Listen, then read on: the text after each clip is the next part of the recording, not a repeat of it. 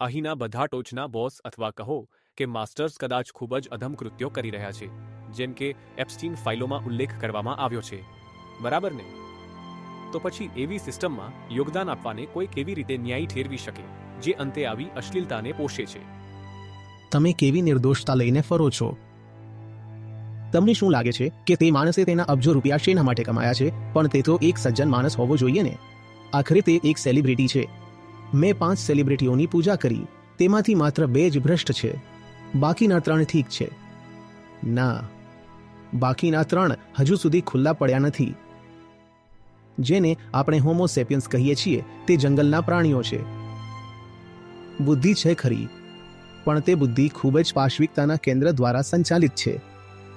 અને જો તમે આ નહીં સમજો તો તમને વારંવાર આંચકા લાગશે.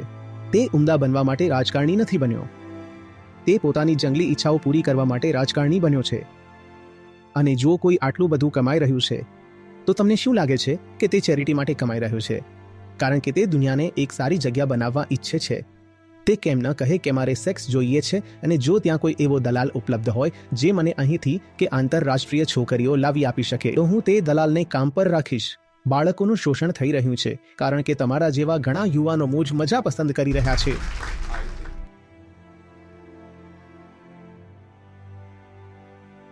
સર, તમને મળીને આનંદ થયો. તો મારો પ્રશ્ન એ છે કે આઈઆઈટીમાં એન્જિનિયરિંગ ગ્રેજ્યુએટ તરીકે તમે કદાચ કોઈ tech firm, VC funded entrepreneurship અથવા સિવિલ સર્વિસમાં જશો. પરંતુ આજકાલ આપણને જે સમાચાર મળી રહ્યા છે, અહીંના બધા ટોચના બોસ કદાચ એપ્સ્ટીન ફાઇલોમાં જણાવ્યા મુજબ ખૂબ જ અધમ કૃત્યો કરી રહ્યા છે, બરાબર? તમે પીટર થિયેલ અથવા બિલ ગેટ્સ જેવા વીસી લો, દરેક તેવા જ છે. તો પછી પોતાની બુદ્ધિ અને મહેનત એવી સિસ્ટમમાં લગાવવાને કોઈ કેવી રીતે ન્યાય ઠેરવી શકે જે અંતે આવી અશ્લીલતાને પોષે છે? આપણા હાથ લોહીથી ખરડાયેલા હોવાની લાગણીને આપણે કેવી રીતે હેન્ડલ કરીએ? અને સીધા બળવા સિવાયની કોઈ પણ સ્થિતિ એવી લાગે છે કે જાણે આપણે આ અત્યંત અશ્લીલતામાં સંમત હોઈએ. તો એક એવા વ્યક્તિ તરીકે જે કદાચ થોડા વર્ષોમાં વર્કફોર્સમાં જોડાશે, હું આ માનસિક વિચાર સાથે કેવી રીતે વ્યવહાર કરું? કારણ કે સિસ્ટમ પોતે જ અત્યંત અધમ છે. તમે પ્રશ્ન સમજી ગયા. તે જે કહી રહ્યો છે તે એ છે કે તાજેતરના વર્ષોમાં, હકીકતમાં તાજેતરના દાયકાઓમાં, આપણી સામે કૌભાંડોની એક શ્રેણી બહાર આવી છે. લેટેસ્ટ આ એપ્સ્ટીન ફાઇલો સંબંધિત છે.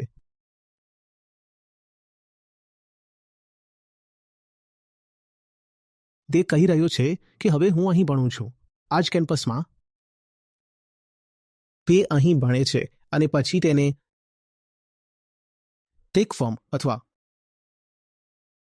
કન્સલ્ટિંગ ફર્મ દ્વારા પસંદ કરવામાં આવશે. કોઈ પ્રકારનું મેનેજમેન્ટ. અથવા તે તેના MBA કે MS માટે આગળ વધશે. તેણે UPSCનો પણ ઉલ્લેખ કર્યો. તમે વિચારો છો,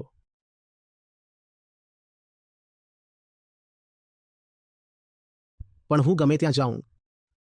હવે કબાટમાંથી હાડપિંજર બહાર આવી રહ્યા છે અને એવું લાગે છે કે મારા બોસ બધા ચારિત્ર્યહીન હશે. અધમતા.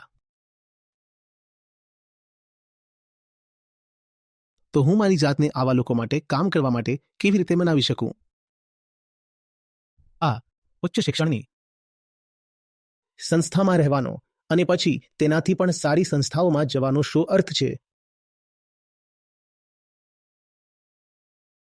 જો અંતે મારે કોઈ વિકૃત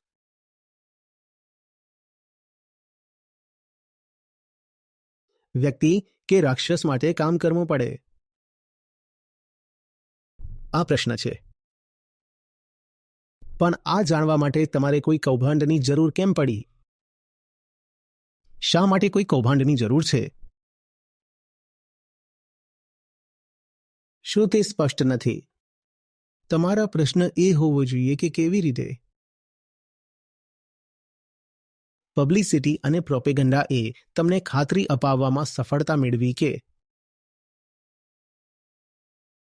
જેઓ લાઇમલાઇટમાં છે, જે સેલિબ્રિટીઝ છે, ઉદ્યોગ સાહસિકો છે, VCS છે, રાજકારણીઓ છે, અમલદારો છે, કે તેઓ બધા ઓછામાં ઓછા અડધા સભ્ય અને થોડા ઘણા ઉમદા લોકો છે. તમે તમારી જાતને તે વાત માનવા માટે કેવી રીતે મંજૂરી આપી? તે પ્રશ્ન હોવો જોઈએ. આજે તમે કહો છો કે સર, હું આઘાતમાં છું, હું આઘાતમાં છું. દેવતાઓના પગ માટીના છે. જેમને હું પૂજતો હતો, આદર્શ માનતો હતો, મારા બધા રોલ મોડેલ ધરાશાયી થતા લાગે છે. કેમ? કારણ કે અમુક કૌભાંડ બહાર આવ્યું છે. દર થોડા વર્ષે આ જ વસ્તુ થાય છે ને. તમને અમુક લીક્સ યાદ હશે. યાદ કરો તે વ્યક્તિ સાથે શું થયું. તેને બહાર કાઢી મૂકવામાં આવ્યો.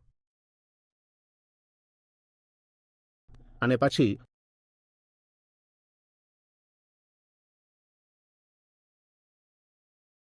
આપણે જાણીએ છીએ કે સિસ્ટમમાં ગમે ત્યાં આપણે કામ કરીએ.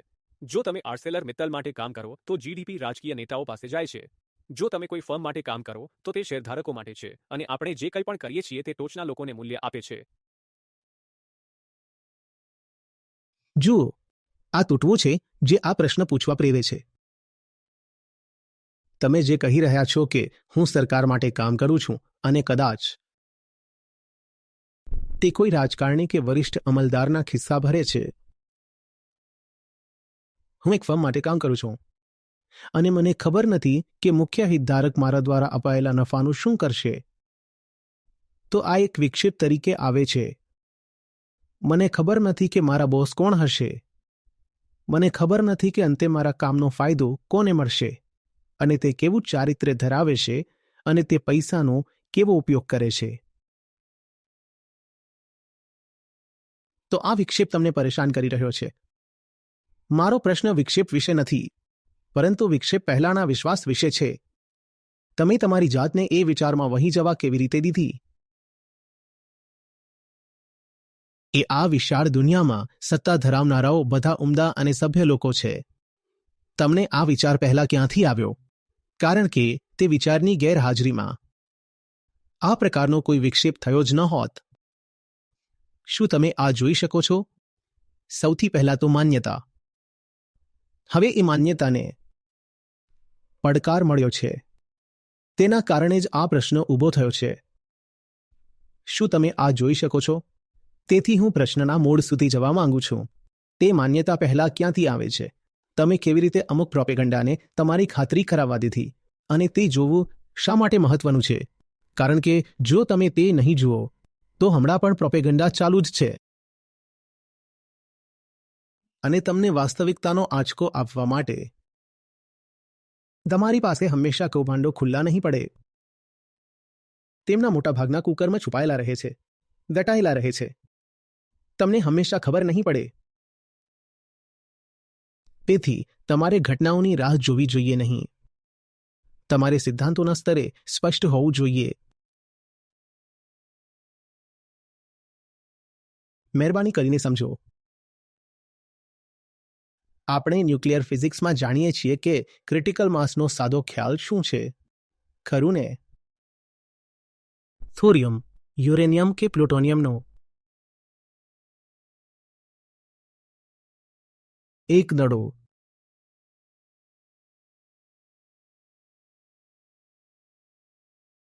આપણે તેની સાથે રમી શકીએ છીએ, તેને ફેંકી શકીએ છીએ. અને કદાચ રેડિયોએક્ટિવ એક્સપોઝર સિવાય કંઈ ખાસ નહીં થાય. પણ તમે ક્રિટિકલ માસનો સિદ્ધાંત જાણતા નથી. તમે જાણતા નથી. તેથી તમે દડો લો છો, તેમાં વધુ ધાતુ ઉમેરતા રહો છો, અને પછી 50 વર્ષમાં એક દિવસ મોટો વિસ્ફોટ થાય છે. તમે શેના દ્વારા શિક્ષિત થવાનું પસંદ કરશો? ઘટના દ્વારા કે સિદ્ધાંત દ્વારા? શું તમે કોઈ મોટા વિસ્ફોટ થવા માટે 50 વર્ષ સુધી રાહ જોશો જેથી તમે ન્યુક્લિયસ વિશે કંઈક શીખી શકો, કે તમે તેના બદલે સિદ્ધાંત જ શીખી લેશો જેથી તમને અગાઉથી ખબર પડી જાય કે જોખમ ક્યાં છે, તમે શેમાં શિક્ષિત થવા માંગશો? ઘટનામાં કે સિદ્ધાંતમાં? સિદ્ધાંતમાં. ના, તમને ઘટના પરેશાન કરી રહી છે. હું ઈચ્છું છું કે તમે સિદ્ધાંત પર જાઓ અને તે તમને વધુ સારી અને ઊંડી રીતે સુરક્ષિત કરશે. એક વાત એ છે કે કોઈ તમને કહે કે યુરેનિયમ બોલ સાથે રમશો નહીં, કંઈક ખરાબ થઈ શકે છે. બીજી વાત એ છે કે તમે સિદ્ધાંત જાણો છો. તમે બરાબર જાણો છો કે ક્રિટિકલ માસની ગોળાના રેડિયસની ગણતરી કેવી રીતે કરવી. તમે શું ઈચ્છશો? તમે સિદ્ધાંત વિશે જાણવા ઈચ્છશો, બરાબર ને? અને સિદ્ધાંત આ છે. અમે તેના પર આવીએ છીએ અને સિદ્ધાંત આ છે, જેને આપણે હોમોસેપિયન્સ કહીએ છીએ, તે જંગલના પ્રાણીઓ છે. હા, બુદ્ધિ છે, પરંતુ તે બુદ્ધિ ખૂબ જ પાશ્વિકતાના કેન્દ્રથી સંચાલિત છે. તો આ દુનિયાને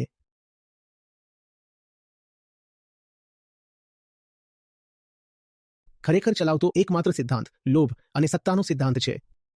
જે આ દુનિયા જે આપણા બધા દ્વારા વસાવવામાં આવી છે,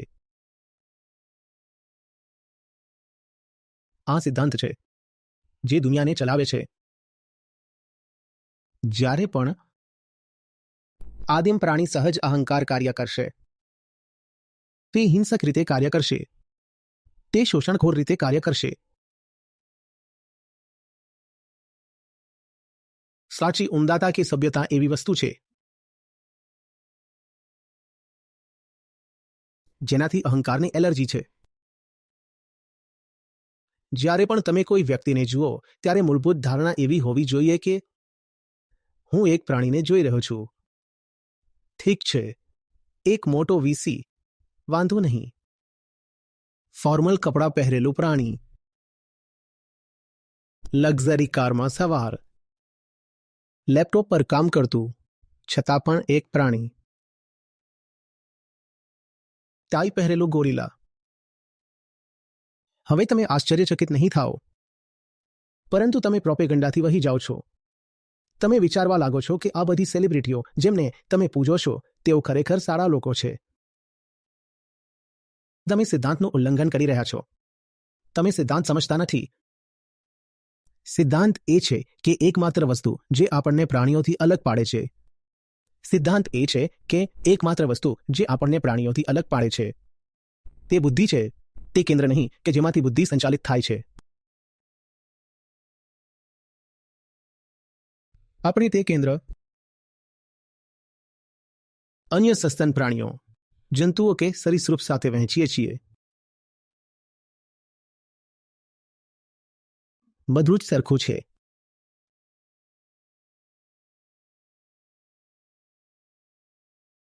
સિંહનું માંસ કેવું લાગે? કોઈ મને કહેશે. સિંહનું માંસ કેવું લાગે? કોઈએ ચાખ્યું નથી, કેમ? પરંતુ તમે ભેંસ ચાખી છે, બકરા, ઘેટા, ચિકન ચાખ્યા છે. કેમ? કારણ કે તેઓ નબળા છે. અને તે જ સિદ્ધાંત આ દુનિયા ચલાવે છે. તમે કેમ સમજતા નથી? અને જો તમે આ નહીં સમજો તો તમને આંચકા લાગશે વારે.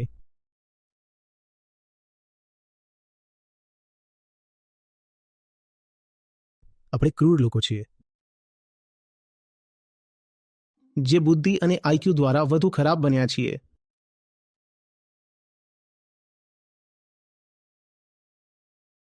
આઈક્યુ આપણને સંગઠિત થવાની ક્ષમતા આપે છે. શું તમે જાણો છો કે આપણે શું કર્યું છે?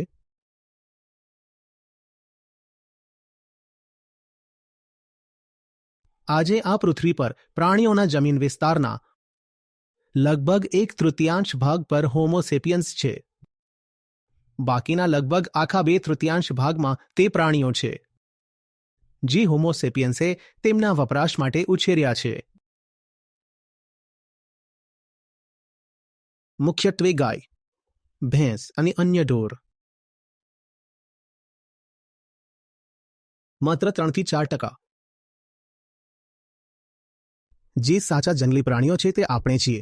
જો કોઈ વસ્તુ આપણા માટે ઉપયોગી હોય તો આપણે તેને વધારીએ છીએ, ગુણીએ છીએ.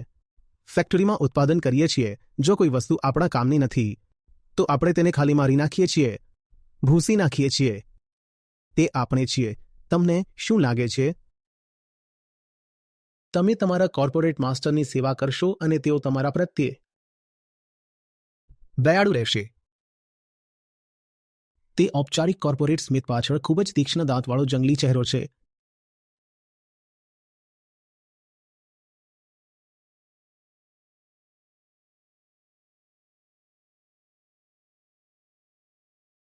તે તમને ત્યાં સુધી જ પૈસા ચૂકવે છે જ્યાં સુધી તમે તેને બદલામાં 10 ગણું કમાઈ આપો છો. અને જો કોઈ આટલું બધું કમાઈ રહ્યું છે તો તમને શું લાગે છે કે તે ચેરિટી માટે કમાઈ રહ્યો છે? ના, તેના પોતાના વપરાશ માટે. તે જંગલનો સિદ્ધાંત છે. કોઈ કોઈના માટે કંઈ કરતું નથી. કંઈ પણ મફત નથી હોતું. જો તે માણસે આટલું કમાયું છે તો તે કેમ ન કહે કે અમારે સેક્સ જોઈએ છે? અને જો ત્યાં કોઈ એવો દલાલ ઉપલબ્ધ હોય જે મને અહીંથી, ત્યાંથી કે આંતરરાષ્ટ્રીય છોકરીઓ પાસેથી સેક્સ અપાવી શકે, તો હું તે દલાલને કામ પર રાખીશ. તમે કેવી નિર્દોષતા લઈને ફરો છો? મારે તેને નિર્દોષતા કહેવી જોઈએ કે માત્ર મૂર્ખતા? તમને શું લાગે છે કે તે માણસે તેના અબજો રૂપિયા શેના માટે કમાયા છે? શા માટે? જેથી તમે વધુ સારું જીવન જીવી શકો. ના, જેથી તે પૃથ્વીને ખાઈ શકે. આ જ એકમાત્ર સિદ્ધાંત છે. બીજો કોઈ સિદ્ધાંત નથી, પરંતુ તમે સારા લાગતા શબ્દો અને હસતા ચહેરાઓથી ખેંચાઈ જાઓ છો. અને તમને લાગે છે કે આ વ્યક્તિ ખરેખર પૃથ્વીને સારી જગ્યા બનાવી રહ્યો છે. કોઈ વ્યક્તિ પૃથ્વીને સારી જગ્યા બનાવવા માટે અસ્તિત્વમાં નથી. તેઓ બધા પૃથ્વીને ખાઈ જવા માટે અસ્તિત્વમાં છે. તમે જાણો છો કે અત્યારે ડોમ્સડે ક્લોક ક્યાં છે? અંતિમ વિનાશથી માત્ર 85 સેકન્ડ દૂર.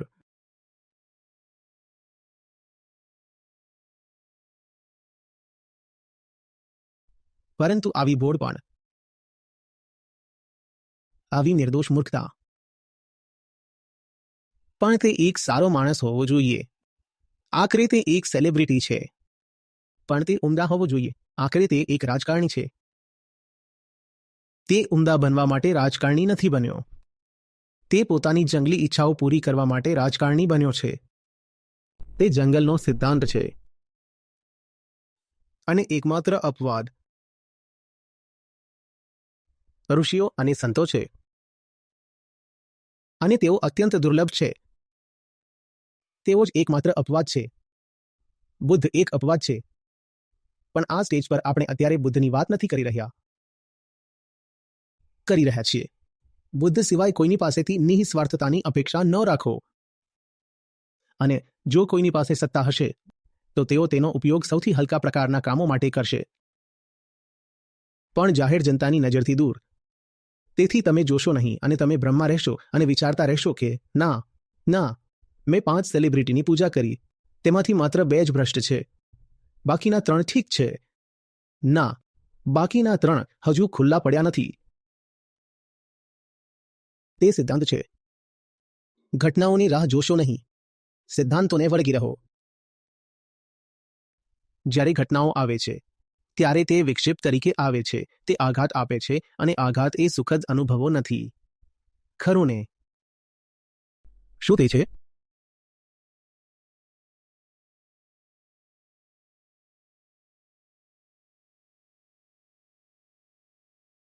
સર, જો આપણે એ વાત સ્વીકારી લઈએ કે દરેક વ્યક્તિ ભ્રષ્ટ કે ખરાબ છે, તો આપણી પાસે બીજો કોઈ વિકલ્પ નથી. તો જો આપણે એ સ્વીકારી લઈએ કે દરેક વ્યક્તિ ભ્રષ્ટ છે, જો આપણે વ્યવહારુ બનીએ, જો તમે દુનિયામાં કંઈ કામ કરવા માંગતા હોવ, તો તેઓ બાળકો સાથે જે દુર્વ્યવહાર કરી રહ્યા છે તેમાં સંમત ન થવાનો એકમાત્ર રસ્તો કદાચ તેમને મારી નાખવાનો જ છે. ખરું ને? એ જ એકમાત્ર વસ્તુ છે. ના, જો તમને આ વાત પહેલેથી જ ખબર હોત તો શું તમે પહેલા સ્થાને અહીં હોત? તમે અહીં છો કારણ કે તમે પ્રોપેગન્ડાનો શિકાર બન્યા છો. અને હું જે તમને કહી રહ્યો છું તે એવી વસ્તુ છે જે તમે કદાચ વારંવાર નહીં સાંભળી હોય. તો ધ્યાન આપો. તમારા આદર્શોના પગમાટીના છે.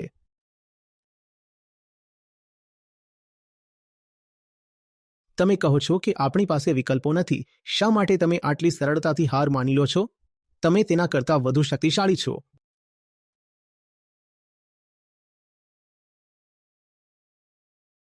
અને મારી સામે બેસીને મને એમ કહેવું કે કોર્પોરેટ સિવાય કોઈ વિકલ્પ નથી, તો પછી હું અહીં શું કરી રહ્યો છું? મેં મારો રસ્તો શોધી લીધો. મેં કોઈની નકલ નથી કરી.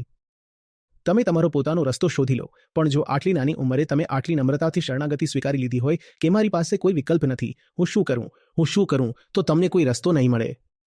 એક સમયે હું પણ તમારી ઉંમરનો હતો. આઈઆઈટીમાં બેઠો હતો. જો મેં એમ કહ્યું હોત કે લાઈન દોરેલી છે, ચાલવા સિવાય બીજો કોઈ વિકલ્પ નથી, અને કાં તો ટેકનોક્રેટ, બ્યુરોક્રેટ અથવા મેનેજર બનવા સિવાય બીજો કોઈ વિકલ્પ નથી, તો હું અત્યારે તમારી સામે અહીં બેઠો ન હોત. ઠીક છે, અનાદર કરી શકાય છે. મને આમંત્રણ આપવામાં આવ્યું હતું. તમે અનાદર કરી શકો છો, મને વાંધો નથી, પણ ખોટું ન બોલો. હું અહીં તમારા તરફથી સન્માન મેળવવા નથી આવ્યો. હું અહીં એટલા માટે આવ્યો છું જેથી આપણે સાથે મળીને સત્ય શોધી શકીએ. સત્ય પ્રાથમિકતા છે. જ્યારે તમે કહો છો કે તમારી પાસે વિકલ્પ નથી, ત્યારે તમે ખોટું બોલી રહ્યા છો. તમારામાંથી કેટલા લોકો એમ કહેવા માંગશે કે તમારી પાસે વિકલ્પ નથી? એ પ્રકારની લાચારી, ખરેખર એ પ્રકારની નબળાઈ, એ પ્રકારની અક્ષમતા, જીવનને પડકારવાની એ પ્રકારની અનિચ્છા. શું તે યુવાન વ્યક્તિને શોભે છે? ના સર. તે જવાબ છે. જુઓ કે દુનિયા તમને ફસાવવા માટે તૈયાર ઊભી છે, અને પછી ફસાવવાનો ઇનકાર કરો. યુવાની એટલે જ આ છે. બીજું, તમે શેના માટે યુવાન છો? ફક્ત સેક્સ કરવા માટે? ના, ખરેખર નહીં.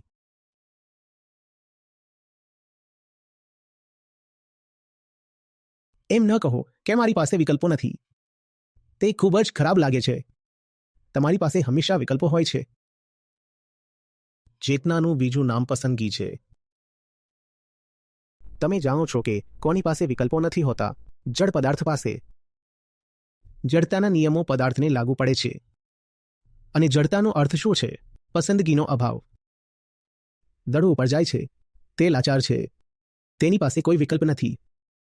તેને ગુરુત્વાકર્ષણનું પાલન કરવું જ પડશે અને નીચે પડવું જ પડશે. તમે દડાને ગબડાવો છો, અને જો ત્યાં ઘર્ષણ ખૂબ ઓછું હોય તો તે ગબડતો જ રહેશે. તેની પાસે કોઈ વિકલ્પ નથી. જડ પદાર્થ, મૃત પદાર્થ, અચેતન પદાર્થ પાસે પસંદગીઓ હોતી નથી. પરંતુ તમે યુવાન, સભાન વ્યક્તિઓ છો. જો તમને વિકલ્પો દેખાતા ન હોય તો તે પેદા કરો. તે તમારી શક્તિ છે. અને તમારી પોતાની શક્તિનો ઇનકાર કરીને તમારું અપમાન ન કરો. કોઈ આવીને તમને કહે કે તમારી પાસે કોઈ ક્ષમતા નથી, કોઈ સામર્થ્ય નથી, તો તેનાથી કોઈ ફરક પડતો નથી. પણ જ્યારે તમે તમારી જાતને જ કહેવાનું શરૂ કરો છો કે મારી પાસે કોઈ ક્ષમતા નથી, કોઈ સામર્થ્ય નથી, તો તે આત્મસન્માનનો અભાવ છે.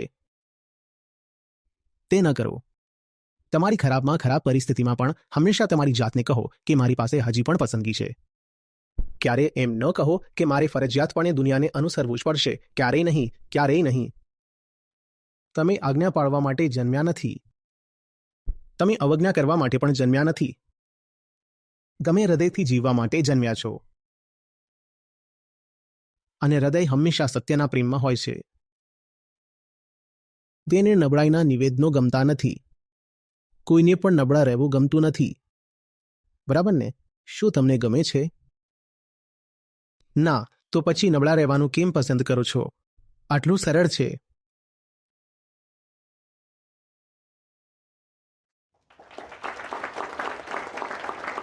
પણ હવે હું સ્વીકારું છું કે હું હજી પણ તમારો પ્રશ્ન સમજી શક્યો નથી. તો કૃપા કરીને મને સમજાવો. જો હું સ્વીકારી લઉં કે હું કંઈ કરી શકું છું, તો પણ તે દુનિયામાં જે થઈ રહ્યું છે તેને બદલતું નથી ને? સર, હું જે કહી રહ્યો છું તે માત્ર તમને જ નહીં, પણ તેને અહીં બેઠેલા દરેકને લાગુ પડે છે. તો એવું નથી કે તમે એકમાત્ર અપવાદ છો, એકમાત્ર એવા દુર્લભ, ઉમદા અને મહાન અપવાદ છો જે બહાર જઈને જે સત્યનિષ્ઠ જીવન જીવશે અને દુનિયા બદલશે. હું જે કહી રહ્યો છું તે દરેકને લાગુ પડે છે. આપણે જ એ છીએ જે દુનિયાને આ તબક્કે લાવ્યા છે. બરાબર ને? આજે જે રીતે દુનિયા ઊભી છે તેના સર્જક આપણે જ છીએ. આપણે બદલાઈશું તો દુનિયા બદલાશે. આપણે આપણી જાતને બદલીએ છીએ, દુનિયા બદલાય છે. તેટલું સરળ છે. અને જડતા, લવચિકતાનો અભાવ, નવી શક્યતાઓનો અસ્વીકાર, એ 80 વર્ષના લોકોની લાક્ષણિકતા છે, 18 વર્ષના લોકોની નહીં. 18 વર્ષના લોકોએ શક્યતાઓથી ધબકતા હોવું જોઈએ. લાચારીથી નહીં કે ઓહ ના, આ તો કાલ્પનિક છે, આવું ન થઈ શકે, જો હું પ્રયત્ન કરીશ તો પણ કંઈ નહીં બદલાય. માણસ જે કરી શકે તે કરે છે. માણસ પોતાનું સર્વશ્રેષ્ઠ આપે છે. તે પછી એકવાર તમે જે સાચું છે તેમાં બધું જ લગાવી દીધું હોય, પછી તમે પરિણામની રાહ જોવા કે પરિણામનું મૂલ્યાંકન કરવા માટે પણ બાકી રહેતા નથી, કારણ કે તમે પહેલેથી જ તે બધું આપી દીધું છે જે તમે આપી શકતા હતા. તે લગભગ ટેનિસમાં 5 સેટની રમત રમવા જેવું છે. અને પછી તમે ફસરાઈ પડો છો. તમે પરિણામ જોવા માટે, તેની ઉજવણી કરવા માટે કે તેનો શોક મનાવવા માટે પણ બચતા નથી. માણસ પોતાનું સર્વશ્રેષ્ઠ આપે છે. તેનાથી ફરક પડે છે કારણ કે અહીં બાળકોનું શોષણ થઈ રહ્યું છે. બાળકોનું શોષણ થઈ રહ્યું છે કારણ કે તમારા જેવા ઘણા યુવાનો તે આંકાઓની સેવા કરવાનું પસંદ કરી રહ્યા છે. એકવાર તમારા જેવા ઘણા યુવાનો તે આંકાઓની સેવા કરવાનો અસ્વીકાર કરી દેશે તો બાળકો બચી જશે. તેથી સમસ્યા અને જવાબદારીને ક્યાંક બહાર ન શોધો.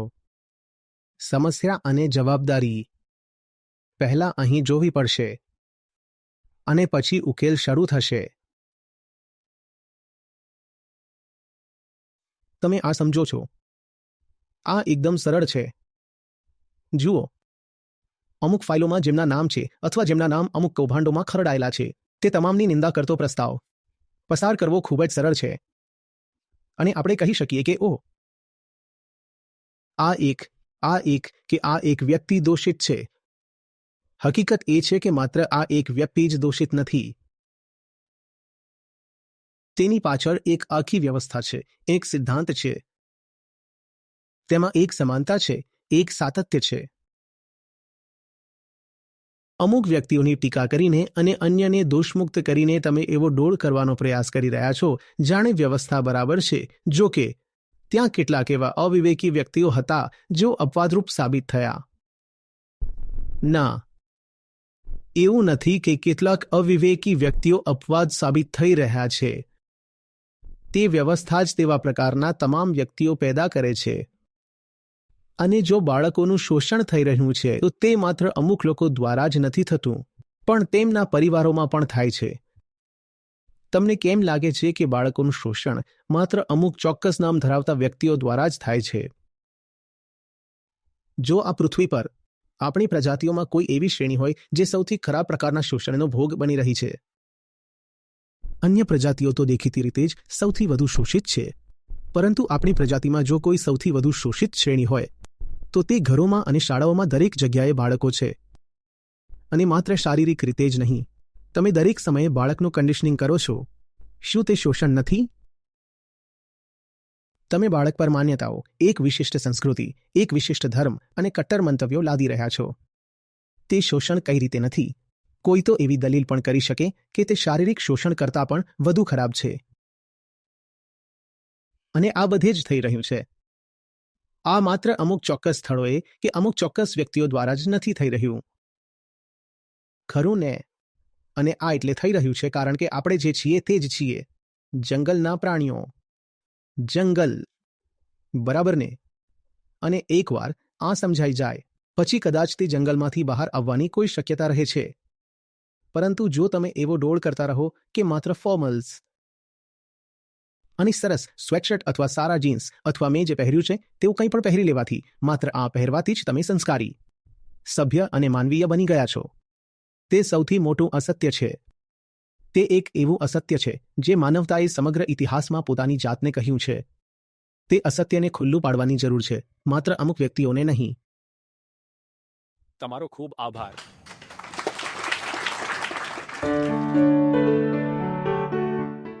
નમસ્તે, મારું નામ ઇથના દત્તા છે. હું ઉત્તર બંગાળથી છું. હું છેલ્લા 3 વર્ષથી યુટ્યુબ દ્વારા આચાર્યજી સાથે જોડાયેલી છું. પહેલા મેં તેમને યુટ્યુબના વિડીયો દ્વારા સાંભળવાનું શરૂ કર્યું. ત્યારબાદ છેલ્લા 3 થી 7 મહિનાથી હું તેમની સાથે ગીતા સત્રમાં જોડાઈ છું. મારે કહેવું જોઈએ કે તેઓ જે પણ શીખવે છે તે દરેક માટે આંખ ઉઘાડનારું છે. હું દરેકને ભલામણ કરીશ કે કૃપા કરીને પહેલા તેમને સાંભળો, કારણ કે તેમનો દરેક શબ્દ તેમની શબ્દોની પસંદગી, રજૂઆતની રીત અને દરેક વિષય માટે તેઓ જે ગહન અર્થો અને જે દોહાઓ સ્પષ્ટપણે પસંદ કરે છે તે મંત્રમુગ્ધ કરી દે તેવા અને સુંદર હોય છે. મને લાગે છે કે તે દોહા દ્વારા કોઈ પણ વ્યક્તિ તે વિષય સાથે ખૂબ જ સરળતાથી જોડાઈ શકે છે અને આચાર્યજી સાથેનો આ એક સુંદર અનુભવ છે. મને લાગે છે કે આજની પેઢી ખૂબ જ ભાગ્યશાળી છે કે તેઓ આપણી સાથે અહીં છે. તેથી દરેકને મારી નમ્ર વિનંતી છે કે કૃપા કરીને તેમને સાંભળો, તેમને અનુસરો અને આવો. ગીતા સમાગમમાં જોડાઓ. તમને તેમની સાથે એક અસાધારણ અનુભવ થશે. તમે ઘણું શીખશો, પરંતુ શીખવા કરતાં પણ વધુ તમે એવી ઘણી વસ્તુઓ ભૂલી જશો અથવા કાઢી નાખશો જે તમારી પાસે રાખવી જરૂરી નથી, જેમ કે ડર, ગભરાટ, ઈર્ષ્યા અને અન્ય બધી વસ્તુઓ. તો કૃપા કરીને આવો અને આચાર્યજી સાથે જોડાઓ.